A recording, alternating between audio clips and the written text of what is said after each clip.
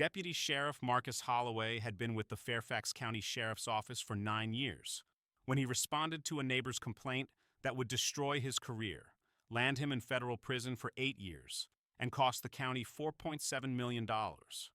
He was 37 years old, experienced enough to recognize a federal prosecutor when he saw one, but apparently convinced that his assumptions about who lives in expensive neighborhoods were more reliable than the evidence literally being presented to him.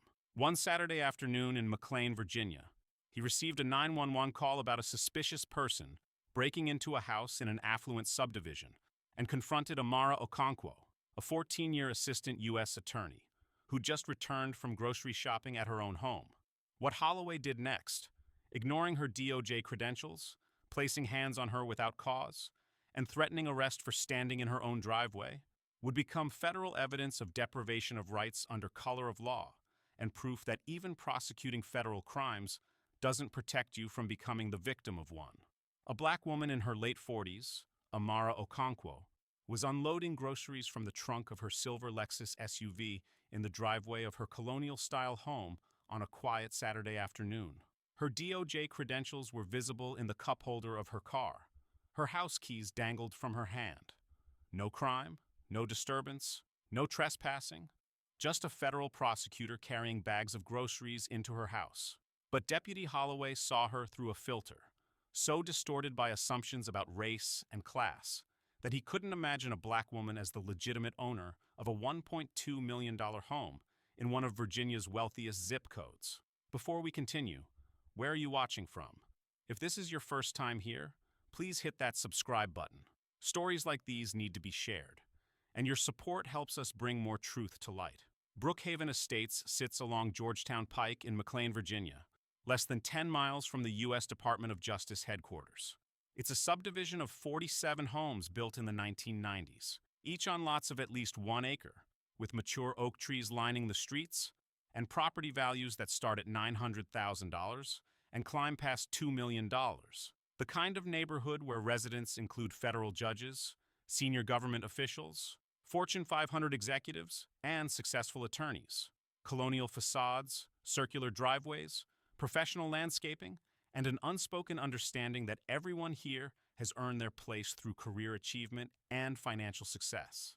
It was 3:47 p.m. on a Saturday in October. The temperature was 64 degrees under partly cloudy skies. Leaves were beginning to turn. The neighborhood was quiet except for the occasional sound of someone mowing their lawn or children playing basketball in a driveway 3 houses down. Cars passed slowly along Georgetown Pike, most of them luxury sedans and SUVs, the kind of Saturday afternoon where nothing dramatic typically happens, where families run errands and return home to quiet weekends. Amara Okonkwo had been an Assistant U.S. attorney in the criminal division of the U.S. Department of Justice for 14 years. 14 years prosecuting the kinds of cases that shaped federal criminal law: organized crime, public corruption, civil rights violations, white-collar fraud. She'd convicted a state senator for bribery, dismantled a human trafficking operation that spanned 4 states, and prosecuted 3 separate civil rights cases involving police misconduct. Her trial record was formidable: 89% conviction rate across 127 cases. Her colleagues called her relentless. Her supervisors called her one of the most effective prosecutors in the criminal division. Defense attorneys called her terrifyingly prepared. Okonkwo had graduated from Howard University with honors, then earned her law degree from Yale Law School, where she'd been an editor on the Yale Law Journal. She'd clerked for a federal district judge in D.C. for 2 years, then spent 3 years at a prestigious white shoe law firm before joining the DOJ. She'd argued before the Fourth Circuit Court of Appeals 7 times. She'd testified before Senate committees on criminal justice reform. She held security clearance at the highest levels. The Attorney General had personally commended her work in a ceremony just 6 months earlier. At 48 years old, Amara Okonkwo was exactly where she'd worked to be. She'd purchased her McLean home in 2017 for $115 million, a reward for years of government service and careful financial planning. She lived alone, her 2 children now adults living in other cities. She spent weekends reading case law, running trails in nearby parks, and maintaining the garden she'd planted when she first moved in. Her neighbors knew her as the quiet woman at the end of Ashford Lane, who waved politely but kept to herself. That Saturday, Okonkwo had driven to the Whole Foods in Tyson's Corner at 2:30 p.m. to shop for groceries. She'd spent 45 minutes selecting produce, picking up essentials, and checking out. She'd arrived back at her home at 3:42 p.m., pulled into her driveway, and opened the trunk of her Lexus. She wore jeans, a navy blue Howard University sweatshirt, and sneakers. Casual weekend clothing. Her DOJ credentials, the black leather case with the gold badge and identification card, sat in the cup holder of her car, visible through the open driver's side door. She'd left them there that morning after checking her work email. She looked like what she was, a professional woman unloading groceries on a Saturday afternoon. She'd waved to her neighbor across the street, a retired accountant who was trimming his hedges. She'd done nothing to attract attention. She'd spoken to no one except the Whole Foods cashier. But to someone driving past on Georgetown Pike, Amara Okonkwo's presence was suspicious, and that person had decided to call the police. Deputy Marcus Holloway was 37 years old. He'd been a deputy with the Fairfax County Sheriff's Office for 9 years, assigned to patrol in the Western District that included McLean and Great Falls. He was conscientious, detail-oriented, and deeply concerned about protecting what he called high-value properties from crime. His supervisors described him as proactive but sometimes overzealous in his interpretation of suspicious activity. In 9 years, Holloway had compiled a record that should have triggered intervention at every level. 13 complaints. 13 complaints filed by citizens, reviewed by Internal Affairs, and documented in his personnel file. 9 of them involved allegations of racial profiling against black and brown residents in affluent areas. 4 had been sustained, resulting in written reprimands, mandatory bias training, and 2 suspensions without pay. The other 9 had been closed with findings of insufficient evidence or officer discretion, despite witness statements and body camera footage that showed questionable judgment. Holloway had a pattern. He stopped black residents in predominantly white neighborhoods and demanded proof they lived there or worked there. He questioned their right to be in public spaces where wealth was visible. A black man jogging in Great Falls. Holloway stopped him, asked where he was going, demanded ID, and ran a warrant check that came back clean. The man was a cardiologist who lived 3 streets away. Complaint filed, not sustained. A Hispanic woman parking her car outside a McLean townhouse. Holloway approached, asked if she was the housekeeper, and questioned whether she had permission to park there. She was a NASA engineer who owned the townhouse. Complaint sustained, 3-day suspension. An Indian family having a picnic at a neighborhood park in Vienna. Holloway questioned whether they were residents of the area and asked to see proof of address. They lived 2 blocks away. Complaint sustained, mandatory training. The pattern was clear. The documentation was extensive, but Holloway remained on patrol, responding to calls in the same affluent neighborhoods where his bias consistently overrode his judgment. That Saturday at 3:44 p.m., Holloway was on routine patrol along Georgetown Pike when a 911 call came through dispatch. A neighbor, Margaret Chen, had called to report a suspicious person at 2247 Ashford Lane. The caller had been walking her dog past Okonkwo's home when she saw a black woman unloading items from a car in the driveway. In Chen's mind, something didn't add up. She knew the homeowner was a government official, a lawyer. This woman looked too casual, too comfortable. She must be a burglar or a squatter taking advantage of an empty house. Chen didn't consider that the homeowner might be black. She didn't think about alternative explanations. She just called 911 and reported what she saw through her own lens of assumptions. Holloway arrived at 3:46 p.m., just 4 minutes after receiving the call. Iski? Mind immediately filled in a narrative. Break-in in progress. Suspects still on scene. He parked his patrol car at the curb, blocking the driveway. He scanned the property, noting the open trunk, the grocery bags visible, the woman standing at the rear of the vehicle. His eyes landed on Amara Okonkwo. Black woman, casual clothing, moving items into the house. In Holloway's mind, that confirmed the complaint. This had to be the suspicious person. He approached directly, his hand resting on his service weapon. Do you think officers with documented patterns of racial profiling should be permanently removed from patrol duties after 5 complaints? Drop your answer below. Okonkwo was reaching into her trunk for the last 2 grocery bags when she became aware of a vehicle pulling up behind her. She turned and saw a Fairfax County Sheriff's patrol car blocking her driveway. A deputy was walking toward her, posture rigid, hand near his weapon. "Step away from the vehicle." Okonkwo froze, confused. She glanced at the groceries, at her open door, at the officer now standing 10 feet away. "Excuse me? This is my driveway." Holloway's expression was hard, his voice sharp. "I got a call about a suspicious person at this address. You need to produce ID right now." Okonkwo felt her pulse quicken. She'd prosecuted enough cases to recognize what was happening. This wasn't about a suspicious person. This was about her being black in a wealthy neighborhood. "Officer, I live here. This is my house." Holloway didn't move. "The homeowner is a government official. You don't look like you work for the government." Okonkwo's jaw tightened. She pointed to her car, to the open driver's side door, where her DOJ credentials sat in plain view. "I am a government official. I'm Assistant U.S. Attorney Amara Okonkwo, Department of Justice. My credentials are right there in my car." Holloway glanced at the credentials but didn't step closer to examine them. "Right, and I'm the governor.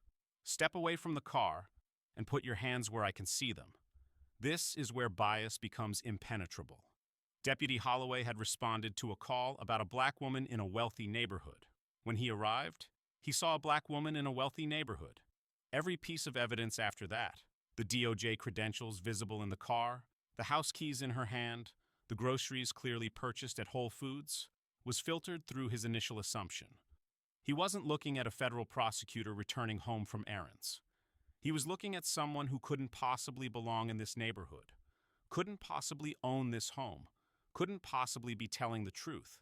Margaret Chen, the neighbor who'd called 911, had walked back to watch from across the street.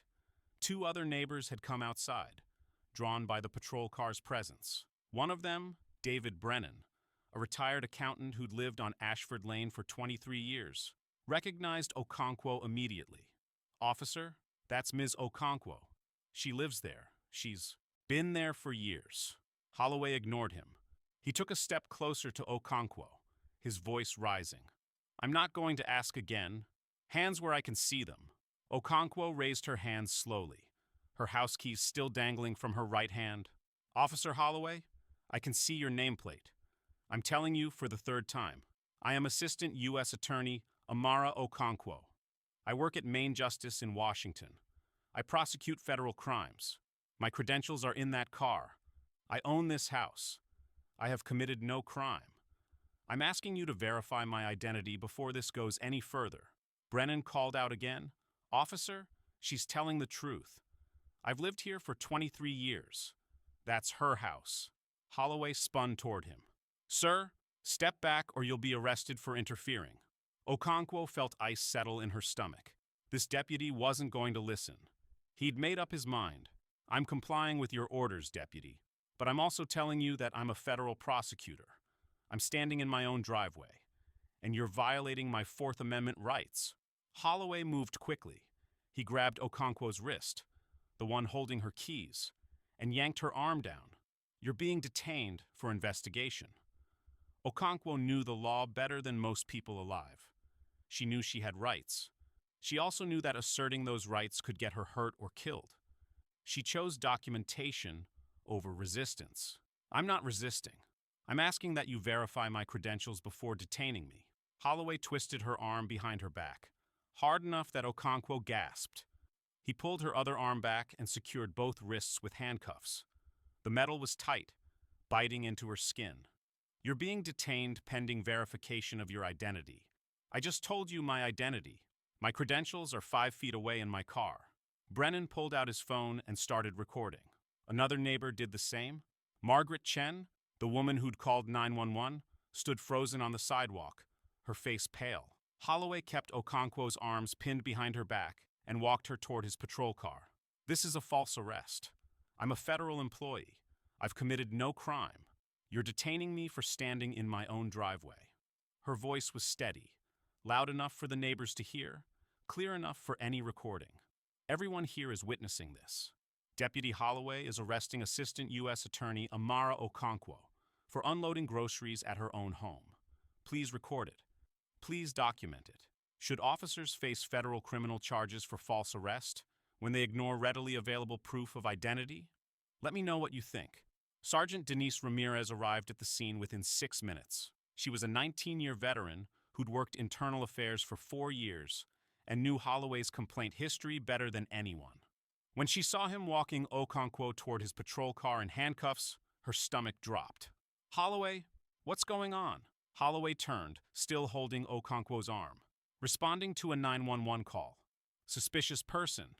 She's refusing to cooperate." Ramirez looked at Okonkwo, professional, composed, handcuffed. Then at the house, the groceries, the open car door. "Ma'am, what's your name?" Okonkwo met her eyes. Assistant U.S. Attorney Amara Okonkwo, Department of Justice, Criminal Division. "My credentials are in my car. I live at this address. I was unloading groceries when Deputy Holloway arrived and accused me of being a suspicious person." Ramirez walked to Okonkwo's car and looked in the open driver's side door. The DOJ credentials were right there, leather case open, gold badge visible. She picked them up carefully and examined them. Amara N. Okonkwo, Assistant U.S. Attorney, U.S. Department of Justice, badge number 4729. She pulled out her phone and called the DOJ's duty officer line. The confirmation came back in less than 2 minutes. Assistant U.S. Attorney Amara Okonkwo, active duty, Criminal Division, 14 years of service, assigned to Main Justice Building, security clearance confirmed. Ramirez's face hardened. She walked back to Holloway. "These credentials are legitimate. She's a federal prosecutor." Holloway's face went pale. The caller said, "I don't care what the caller said. You verify before you detain. That's basic procedure. Take those cuffs off her right now." Holloway unlocked the handcuffs. Okonkwo rubbed her wrists. Deep red marks were visible, and her right wrist was already beginning to bruise. Ramirez turned to Holloway, her voice dropping to something cold. "Badge and weapon. Right now." Holloway's hands shook as he unbuckled his duty belt. "Sergeant, I was responding to a call. I followed procedure. You ignored readily available proof of identity. You handcuffed a federal prosecutor in her own driveway. You grabbed her without cause. Give me your badge." Holloway handed over his badge and weapon. His face had gone from pale to ashen. "You're on administrative leave pending a full investigation. Report to the station in 1 hour. Do not speak to anyone about this incident." Ramirez turned to Okonkwo. "Ms. Okonkwo, on behalf of the Fairfax County Sheriff's Office, I sincerely apologize. This is unacceptable, and I assure you there will be consequences." Okonkwo nodded slowly, her voice measured. "Sergeant, I appreciate that. But this isn't the first time Deputy Holloway has done this.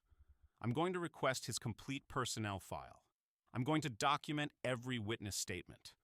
And I'm going to pursue both civil and criminal action." Ramirez didn't argue. "That's your right, ma'am. And I would do the same. Should officers with prior sustained complaints for racial profiling face criminal prosecution for subsequent civil rights violations? Drop your answer." Within 3 hours, videos of the incident had exploded across social media. 2 neighbors had recorded from different angles.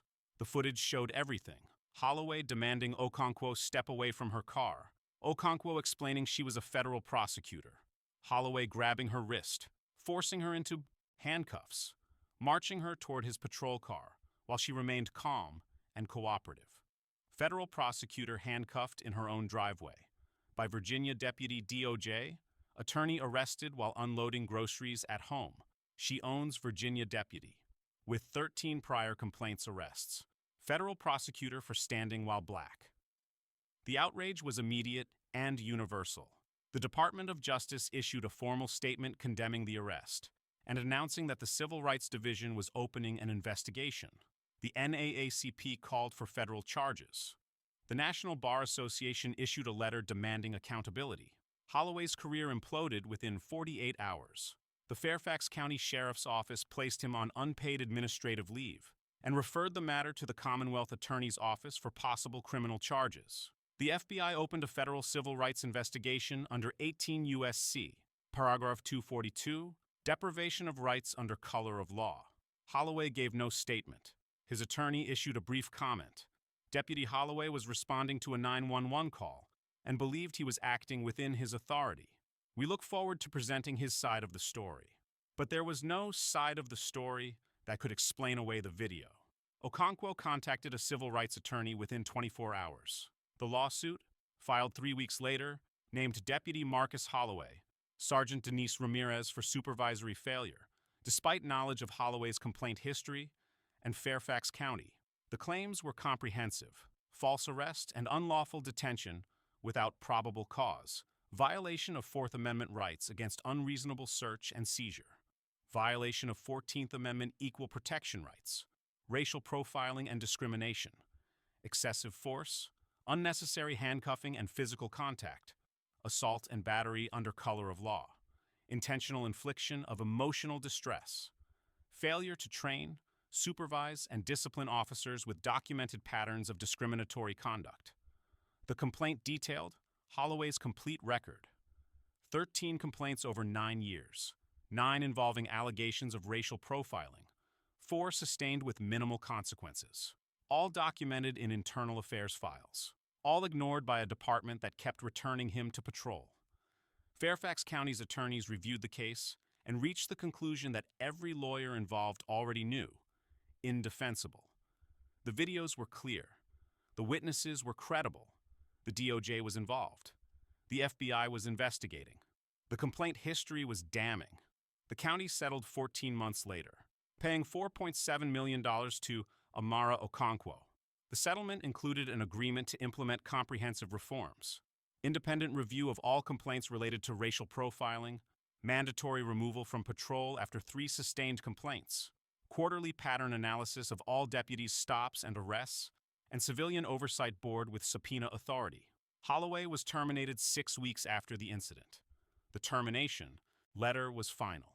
Deputy Holloway arrested a federal prosecutor in her own driveway without probable cause, after ignoring readily available proof of identity and while employing unnecessary force.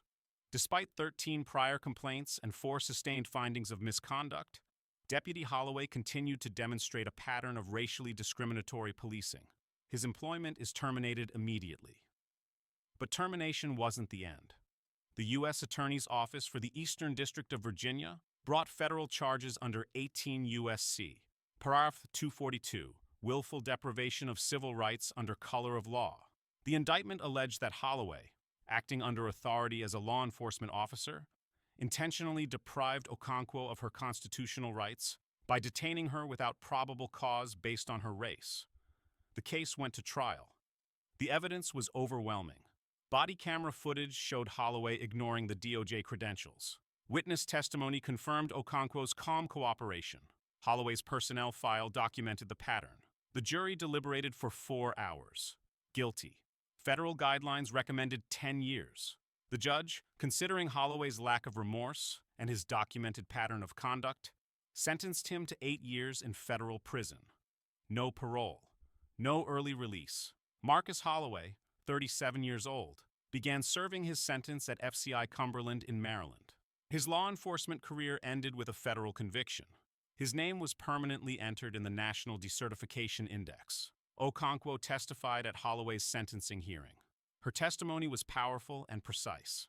I'm an assistant U.S. attorney with 14 years of experience prosecuting federal crimes. I've convicted 127 defendants. I've stood in courtrooms and argued the importance of accountability under law. I know exactly what it means when a law enforcement officer violates someone's constitutional rights. She paused. On October 14th, I was standing in my own driveway, unloading groceries I'd purchased at Whole Foods, outside the home I've owned for 6 years, when Deputy Holloway arrived and immediately treated me like a criminal. I identified myself. I pointed to my federal credentials visible in my car. My neighbor vouched for me. None of it mattered. Deputy Holloway had decided I was suspicious, and no amount of evidence would change his mind. Another pause. Deputy Holloway has 13 complaints in 9 years. 9 of them involve allegations of racial profiling. 4 were sustained. That's not bad luck. That's not coincidence. That's a pattern. And that pattern was allowed to continue because the system that was supposed to hold him accountable chose not to. Her voice strengthened. The $4.7 million settlement is significant. It's accountability. But it doesn't undo being handcuffed in your own driveway while your neighbors watch. It doesn't restore the safety I used to feel in my own home. And it doesn't answer the fundamental question: if this can happen to me, a federal prosecutor with credentials, resources, and the law on my side, what happens to everyone else? She looked directly at Holloway. What happens to black people who don't work for the Department of Justice? What happens to people who can't afford attorneys? What happens when the pattern continues? Because we keep giving second chances to officers who've proven, again and again, that they see black people as inherently suspicious. The courtroom was silent. Should federal prosecution be mandatory when law enforcement officers violate civil rights while having prior sustained complaints? Drop your answer. This wasn't just about one deputy or one afternoon. This was about a system that let Marcus Holloway accumulate 13 complaints over 9 years and kept returning him to patrol. This was about a culture that sees black people in wealthy neighborhoods and assumes they don't belong there, couldn't live there, must be criminals or trespassers. Holloway's personnel file told the story his supervisors chose to ignore. 13 complaints, 9 involving racial profiling, 4 sustained findings of misconduct, mandatory training that never changed behavior, suspensions that didn't prevent the next violation, internal affairs investigations that documented the pattern but never connected the dots. The pattern was unmistakable. Holloway saw black and brown people in affluent spaces and assumed they were criminals. Every complaint followed the same arc. Every victim described the same experience. Every internal affairs finding noted the same concerns. But Fairfax County treated each incident in isolation, never acknowledging that 13 isolated incidents create a pattern, and patterns require systemic intervention. Marcus Holloway's career is over. That's justice. He's serving 8 years in federal prison. That's accountability. The county paid $4.7 million, implemented reforms. That's consequence. But prison sentences and settlements don't undo trauma. They don't restore the dignity of being treated like a criminal in your own home. They don't erase the message that even a Department of Justice badge isn't enough to protect you from an officer who's decided you're suspicious. The real question is, what changes now? Do sheriff's offices finally remove deputies after 3 sustained complaints instead of 13? Do supervisors finally recognize that 4 sustained findings of racial profiling mean the problem isn't training? It's the deputy? Do we finally acknowledge that letting patterns continue until someone with power fights back means we're sacrificing everyone else? Because if we don't fix the systems that kept Holloway on patrol for 9 years, despite 13 complaints, if we don't address the culture that taught him to see black professionals as impossible, then we're just waiting for the next deputy, the next prosecutor, the next victim who has to prove they belong in their own driveway. Comment if you believe this should be mandatory federal law. Enforcement officers who accumulate 3 or more sustained complaints for racial profiling within 5 years face automatic decertification and federal civil rights investigation. And if you think these stories need to be told, if you believe accountability starts with awareness and change starts with pressure, then hit that subscribe button. We're not stopping. We're going to keep exposing the deputies who see badges and credentials and decide they must be fake. We're going to keep demanding systems that protect people from officers who've proven, complaint after complaint, that they can't serve without bias. This isn't just about one deputy or one prosecutor. It's about all of us and the world we're willing to accept. A world where 13 complaints means nothing until complaint 14 targets someone powerful enough to fight back. A world where being black in your own driveway is suspicious until proven otherwise. Or a world where patterns are addressed at complaint 3, accountability happens before federal prison, and everyone, prosecutor or not, has the right to unload groceries at home without proving they belong there.